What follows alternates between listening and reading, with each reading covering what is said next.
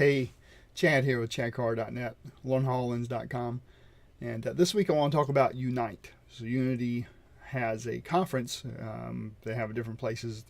Right now they're having one at Unite. This is day 2 of the conference, and it'll go on until tomorrow, day 3. But yesterday they had the Keynote, and I just want to share a couple things from the Keynote. But before we get into that, I just want to mention that next week I'm going to be doing a webinar. So I'm doing a live webinar next week. In order to get access to that, it's free, but to get access you need to sign up. And you sign up over at learnhololens.com/webinar. So learnhololens.com/webinar, and you get access to that free webinar while I'm doing HoloLens training, and it's going to be pretty good. So I hope you'll join me next week, and so definitely go to learnhololens.com/webinar and sign up. Okay, let's go and jump into looking at some of the Keynote information. And again, some of this stuff is actually talking about augmented reality, some AR. And so yeah, it's pretty exciting. Let's take a look. Today you'll hear about the latest innovations coming from Unity in 2018. First, Timothy and Jonah will show you our new AR authoring tools. These let you easily build apps that truly augment reality. Michael will demo a true and powerful AI automation system that generates smooth, natural-looking animations quickly and efficiently. And Timothy and Natalie will share a new example of facial performance capture, using augmented reality as a tool to pre-visualize and animate a scene. Ralph and Lucas will give us an update on Unity's small runtime that allows you to tackle new projects, small file sizes, extremely quick load times. Ingrid will dive into new approaches to best engage you with your players. And Isabel will show the latest and greatest products and games created by you and your teams. And then we've got some big news. As part of this, Sohail will share our plans to help support you with amazing tools for connected games.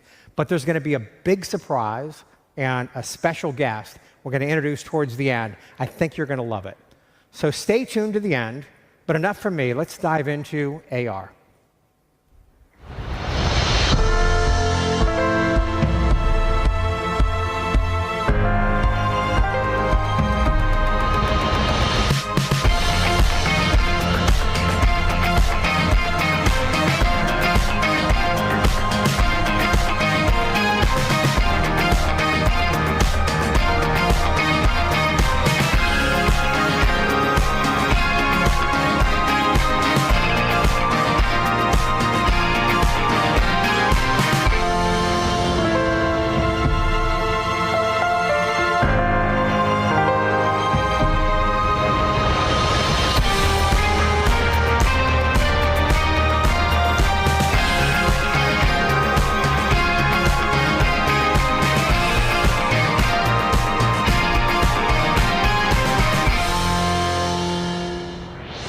Please welcome Timothy West.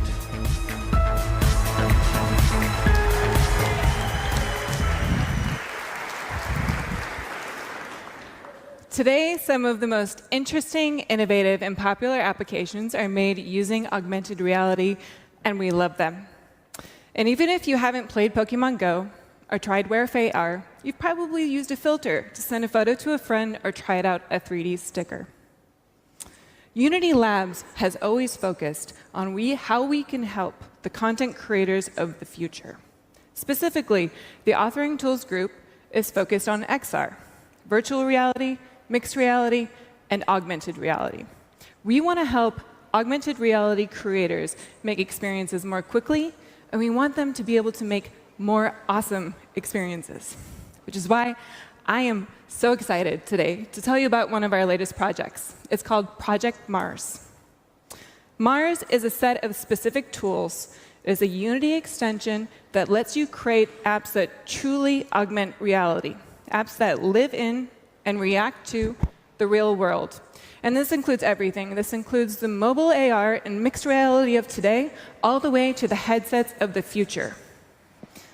Our motto for this project: reality is our build target. In other words, we don't want you to just think about building to a device or building to a console, we want you to think about how you can make apps that actually live in the real world, apps that work the way that we want augmented reality to act. Context-aware, flexible, customizable, works in the space. Anything that relates to how the real world is seen by computers, we want you to be able to author against that directly. Mars will open and support an ecosystem of AR technology providers. We're also giving you sets of templates and simulated rooms that you can use to try your content out against a whole lot of different environments right in the editor. Now, the key here is that designing for AR is fundamentally different from traditional game design, because instead of having a level designer craft out your whole world from scratch, the real world is your level design. And Mars is designed to help you solve this enormous challenge. Works every time.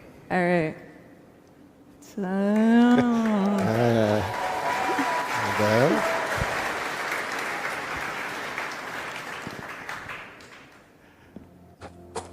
So you gonna make it this time? Oh, yes!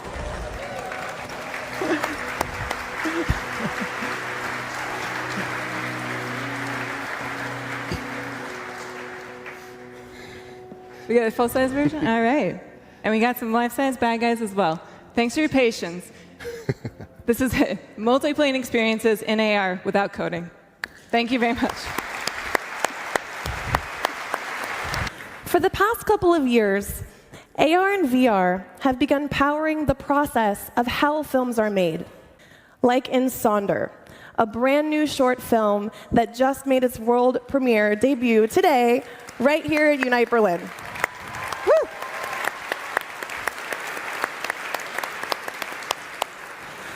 But let's come back to augmented reality. Here is a new workflow for facial animation that takes a fraction of the time. Let's say I want to animate this character here. This beautiful character. I have an iPhone 10 right here. And if I look into the depth camera, you'll see the mesh on my face, which is working with all 52 blend shapes to match my expression to the expression of this character. Let's see it in play mode. All right. And you hit connect? Yep. All right. Ta-da! Aww.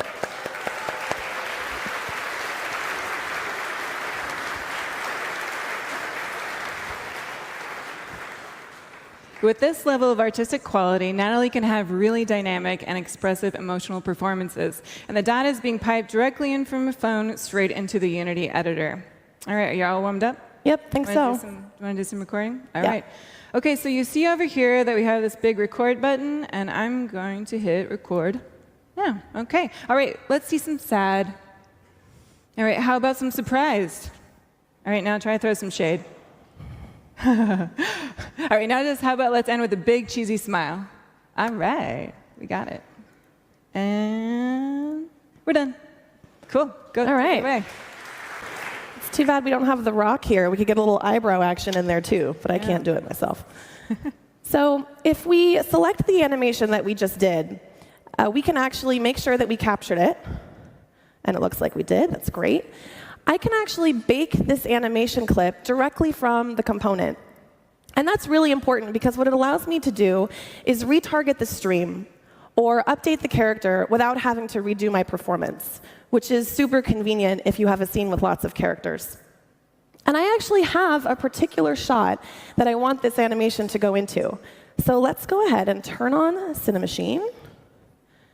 And let's turn on Timeline as well. And you can see this track second from the top here where the animations can go. Get this, all I need to do is drag the clip that I just made directly onto Timeline. And now that performance is part of my cinematic. Oh, before we do the playback, I recorded a little wink earlier. Can we include that in the playback? Oh, sure. I see that right here. So for continuity, I'm actually going to blend both of these performances from two different people into one fluid animation. Just tighten up a little bit. Yeah. There we go. And we'll just scrub through here, get this guy all set up. And let's take it from right about here. We like the surprise face. I heard people laugh at that. All right, here we go. Oh, my goodness. That's so cute.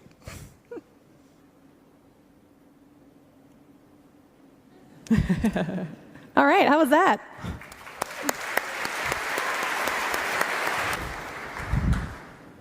For years, I've been working on a really challenging question.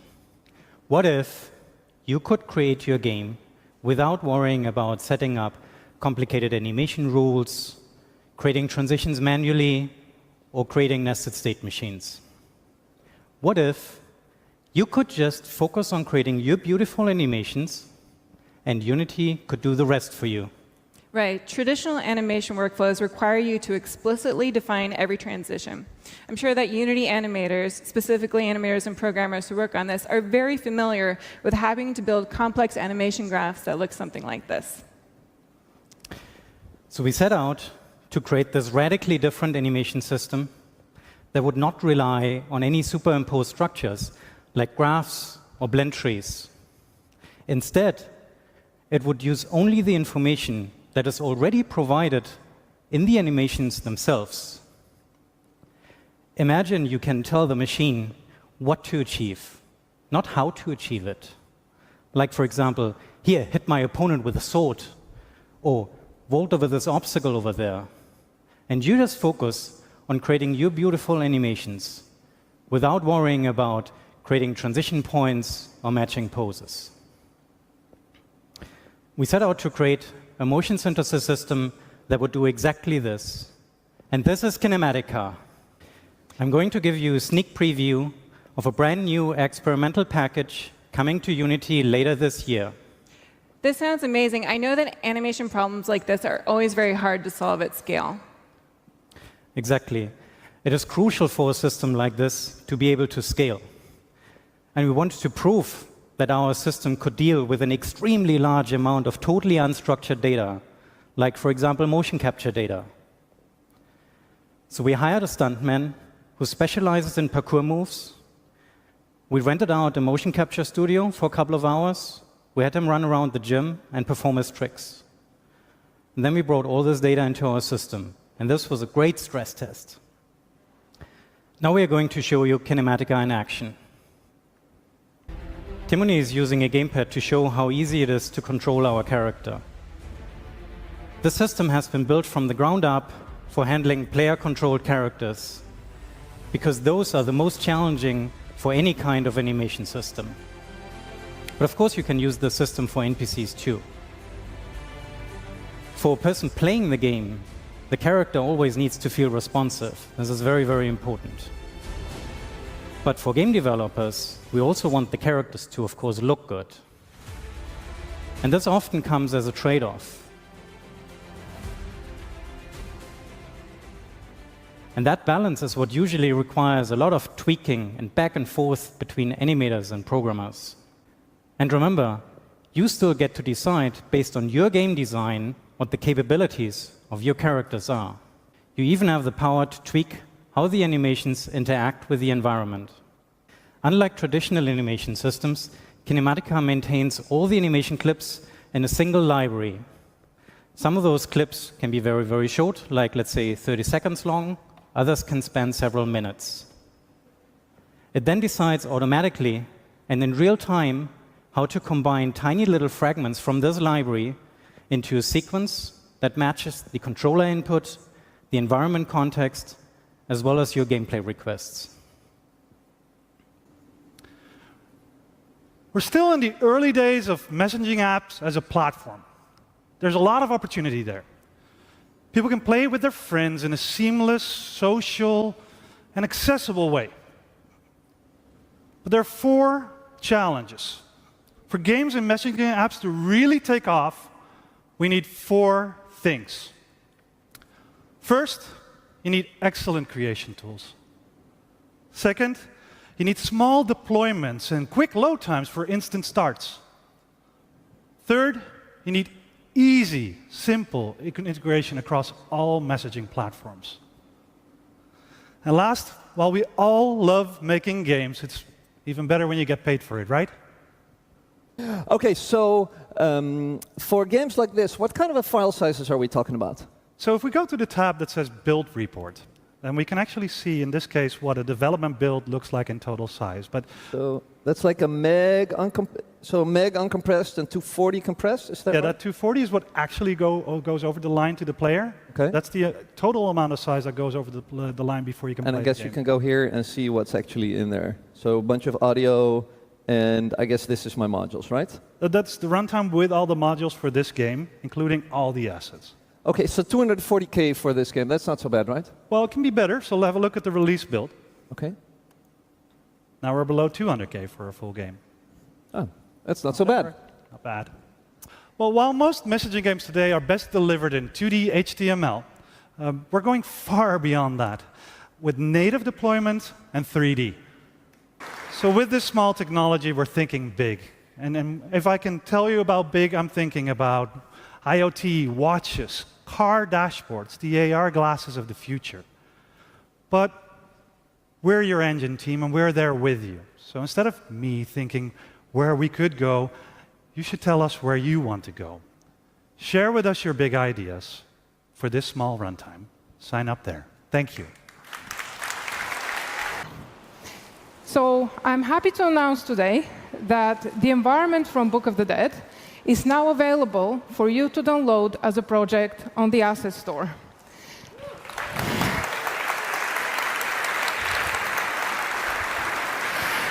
Let us show you what you will find in there. All right, so I have the project open in my browser here. What I've done is I just went to the Asset Store tab here. It's live right now, so you can just click download and follow along at home. This runs all on your own machine. So what you get in the project is a complete game level. It has a bunch of different environments, all connected. It has audio, different levels of details for the assets, occlusion culling. It's the whole thing that comes together. We sort of show all the ways that we broke the rules and bent the rules and little corners we cut. So you can see all our tricks that we use to get this look. Yeah, and to help you out even more, we are also sharing our own creation process in a series of articles that you will find on the website. But also in the package, there is a scene where we have laid out the assets that are used there so that you can easily see them. Yeah, sure. When Sylvia showed me this for the first time, I was like, Sylvia, where's the rest? Because when I look at the forest, which is such a large area, and at least I don't see any sort of repetitiveness anywhere, it turns out that these are all the assets that were used to make a scene like that.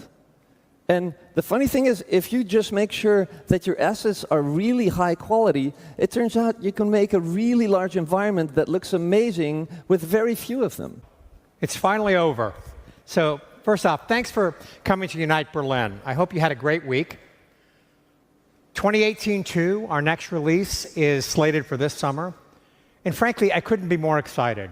Connected to games by default, reality as a new build target. Small is beautiful with our small runtime.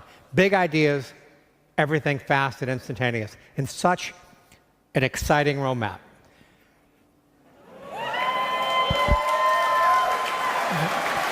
All right.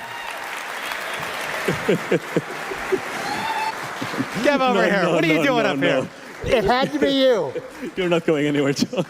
So, no. I'm watching. Go. So, hey, sorry to interrupt the keynote. Two things. First, You got me. First, I just needed to break out here to say hi to you guys because this is amazing, and it's been 15 years, and so many good things have happened, and I'm so proud of the work that everyone is doing here, including you, John. And the other reason is that Prefabs is sort of a deeply internalized embarrassment of mine and all of us. And I used to run this company for many years, and now John has been running it for a few years. And for over a decade, you guys told us that our prefab system was buggy, and 7 years ago we announced we would fix it, and then we did some work, and we got lost in the design. It's actually really hard to do this right. Instead of pre-announcing it again, I think we should ask Nicoline who is the designer that worked with the engineering team designing the new prefab system, to come out here and kind of show us the design decisions we took, because I think they're really good. Who wants to hear about prefabs, yeah? Woo! Awesome! Yeah. As a designer, it's a huge deal for me to work on prefabs, because they really are those fundamental building blocks that just about any project that we create with Unity is made up of. That's why, when we started redesigning the prefab system, we went out and we spoke to you. We spoke to indie studios, large productions, and we learned that there are two major improvements that we need to do to the prefab system. Number one, we need to add more editing control so that when you guys editing your prefabs, they're safer to work with. Number two, we need to add more power. We need to add more productivity to working with prefabs. Do you want to have a look? All right, let's have a look. We created this environment using a lot of tree prefabs. And I'm going to go in and work with this one right here in the middle of the scene. But I'm not actually going to edit it in the scene. I'm opening it up in this new isolated editing mode that we call Prefab mode. When you're working in Prefab mode, you're saving your changes directly to the Prefab file. What that means is, if I go in and I scale up this tree, if you guys look over on the left side, you can see that all the trees in the scene are also getting taller. Yeah? Yeah.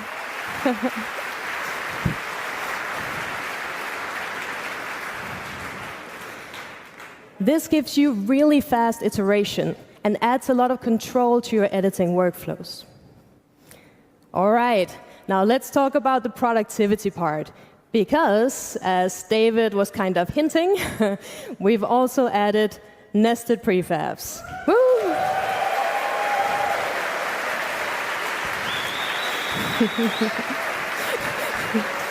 Yeah.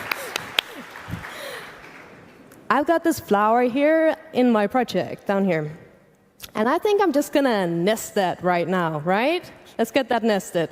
So I pull this into the prefab mode, and you see that it becomes part of the tree. It appears next to it. If you look on the left side in the whole environment, you can see that everywhere where I've reused this tree, we've now also got that flower. So that's what we mean when we say that the flower prefab is now nested in the tree prefab. It's become a part of it. So if we dig in one more level, we can work with just the flower. Now, at this point, I would like to add this really cool firefly effect to the flower. As a lot of you know, if I was going to do that in a current version of Unity, I would have to go and manually replace all those flowers, because I've nested it inside the tree, right? But because nesting now works, yeah. We can go in, we can turn on the fireflies, and if you look again in the environment, you see everywhere where we've got the flower, we've got this updating effect, right? Yeah. So, woohoo, yeah. The new prefab workflows are scheduled for production for 2018.3. But you don't have to wait, because prefabs are now in preview. Woohoo! Wow.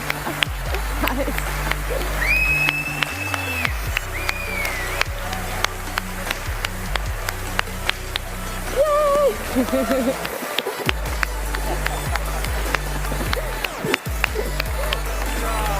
Thank you. Awesome. Whew.